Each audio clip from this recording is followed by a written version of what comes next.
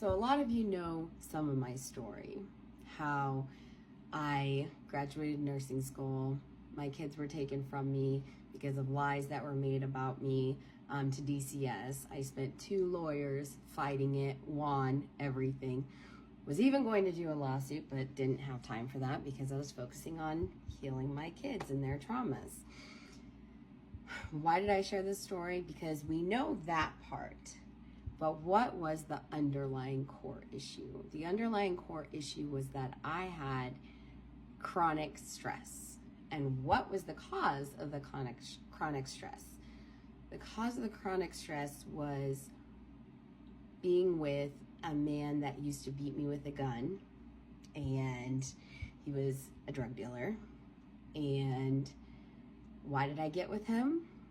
Because I had a baby that had a disease called Meckel-Gruber syndrome. Now, Meckel-Gruber syndrome is a disease that 1 in every 400,000 people carry. Both people have to carry to give it to the child. I was very young. I was 19, and I never processed it.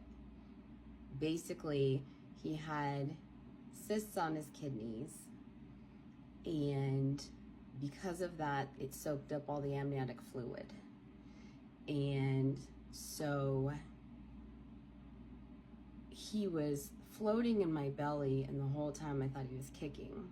So I was like smiling and happy, and oh, he's kicking.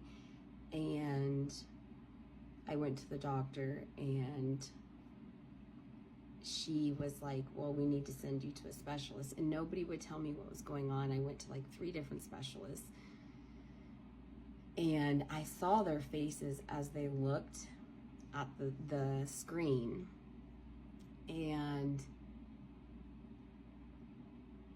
it was a smile that turned super stone serious. And you know when you're like trying to hide something from your kids, but you hear something alarming and you're like, fuck, how do I hide this? You know? And so you just like try to deflect and talk about something else, right? And nobody would be direct with me. And then I go into the doctor, and she says, unfortunately, your child is going to die and is probably already brain dead. His brain had come out of his skull, and he had an extra finger because he Meckel-Gruber syndrome can cause polydactyl. It can also cause abnormalities in your face, which he was very handsome. So, and then his lungs didn't develop because the kidneys had ascended into those cavity areas, and so his heart just kind of hung inside.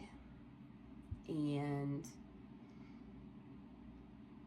when I delivered him, I had to induce labor at 5 months, and I delivered brain dead baby, but his heart was still beating, and I could see his heart still beating, and I refused to give the baby, his name was Nehemiah Tabor, and I refused to give the baby to the nurse until his heart stopped. And then the nurse came in, grabbed him when his heart stopped and said, well, are you done? I swear, people, fucking people. She grabbed the baby and she wrapped his head with the cloth and just kind of wrapped it over his head, and then tossed him into one of the little rollers, right? The little bassinet rollers. And then I asked where they were taking him, and she said, well, to the basement, to the morgue with the other dead people. And I was like, what the fuck? So, and then the friends that I had at that time told me that they couldn't come and see me because it was too hard for them. And I was like, you poor thing, I'll send you a gift basket. Fuck my life. So basically, after I lost him, it just turned into this whirlwind of getting in bad relationships, dating a drug dealer, and we'll talk about all those stories at later times. But basically, I didn't allow myself to feel that trauma. So it turned into another trauma and another trauma. And what happens is, if you don't heal from a situation, your brain no longer lights up in the areas that are able to process. So it doesn't send the information from the amygdala, where you have your emotions and everything. It doesn't send it to your prefrontal cortex so you can actually think critically. It just stops. And you just have chaos. So you just react all the time. It also means that you are never able to come down from that stress. So your cortisol levels stay high long after any kind of stress response that you have that triggers that original trauma. You have little tiny things like a smell, or watching a show, or you hear somebody talking about a kid, you know, and you're like automatically triggered, you know, and that stress stays inside your body.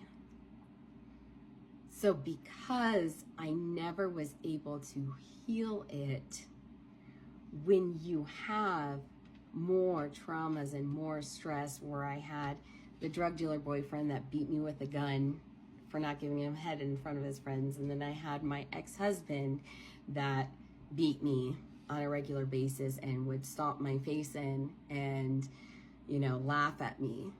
And when you have trauma that continues like that for years, your stress response remains constant. So any kind of modification to your life, any kind of accusations made against you, becomes an immediate battle where you freak out, you know. And why I'm sharing this with you is that is just one instant that happened in my life that really added to my long-term trauma. And the problem is that most of us, we sit there and we talk about everybody else's traumas, and we talk about, you know, I cannot tell you how many times somebody will come up to me and they will say stuff as if I'm not already trained in this, as if I don't already have extensive research of my own, as well as all of my years of trauma. You learn a lot when you do it yourself. Hence why my coaching is pretty damn unique, and the way I do things is a lot different than most coaches, because anything that you've been through, I can almost guarantee I've been through that. And I have freedom from it now. And so the reason I have Freedom Friday is because I want to be more vulnerable and share my experiences with you. But I also want you to understand that there is freedom from your mindset of the guilt and the shame and thinking that yours is fine. Just get over your issues and focus on your kids' issues. Your kids' issues usually stem from guess who? Yeah. My daughter got bullied yesterday, and all I thought was, man, that girl must have it rough at home with her mom and dad, or whoever her caretakers are. And then come to find out that's the case. So it's all about accepting that you have these issues and realizing that these stress responses come from somewhere. It's not just, oh, I'm stressed out, I'm overworked, I'm underpaid. What is the core of your stress? What is the core of you not being able to be happy and confident and have that sense of peace? Even when you start getting stressed out, when you start becoming more self-aware and understanding who you are, what you want, besides what anybody else thinks, what does my body need? What is my body trying to tell me when I get dysregulated here? Being curious about yourself and wanting to go deeper is the only way that you will ever have complete freedom from those clutches of your trauma. It's about defining your trauma instead of letting your trauma define you.